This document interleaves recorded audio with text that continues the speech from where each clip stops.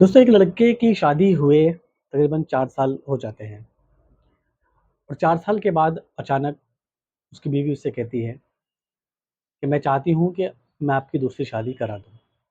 ये सुनकर लड़का बड़ा हैरान हो जाता है, मानो उसके पैर के नीचे से जैसे ज़मीन ही हिल जाती है कि ये मेरी बीवी मुझसे क्या कह रही है। दोस्तों, क्या है पूरा माजरा और क्यों उसकी बीवी ने उसकी दूसरी शादी कराने के लिए उससे कहा, हम सब जानेंगे इसी वीडियो के अंदर।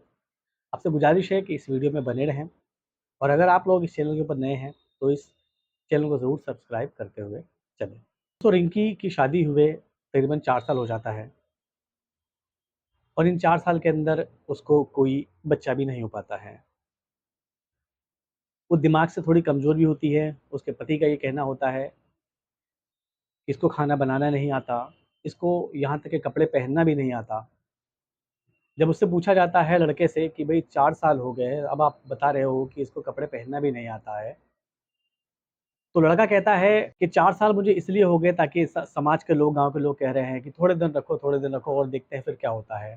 फिर अचानक 4 साल के बाद मेरी बीवी मुझसे कहती है कि आप दूसरी शादी कर लीजिए, मैं आपकी दूसरी शादी करा दूँगी। जब मेरी बीवी ने मुझसे ये बात बोला तो मैं काफ़ी हैरान रह गया, लड़का ऐसा कहता है।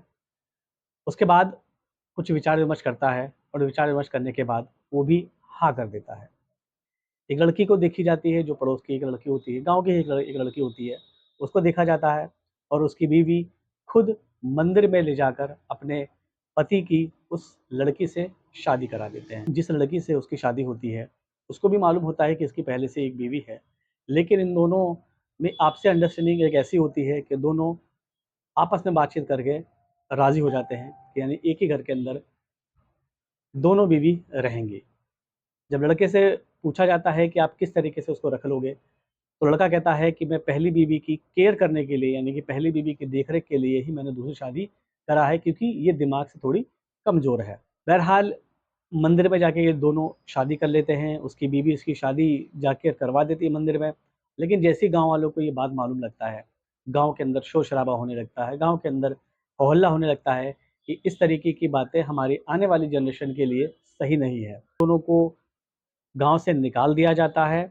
गाँव से निकलने के बाद ये लोग मीडिया में जाते हैं। मीडिया में अपनी बात रखते हैं कि मैंने जो शादी करी है, मजबूरी में शादी करी है, किसी शौक से शादी नहीं करी है। अपनी पहली बीवी की देख-रेख के लिए ही मैंने दूसरी शादी करा है।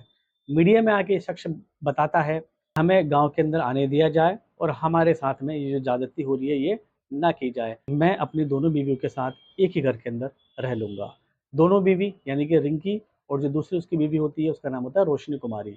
उन दोनों को भी कोई दिक्कत नहीं होती है। वो भी मीडिया के सामने आकर कहती है कि हम दोनों एक ही घर के अंदर रह लेंगे, हमें कोई दिक्कत नहीं है, हमें गाँव में आने दिया जाए। हाल दोस्तों, इनकी शादी की चर्चा उस गाँव के अंदर बड़ी ही आम हो रखी है।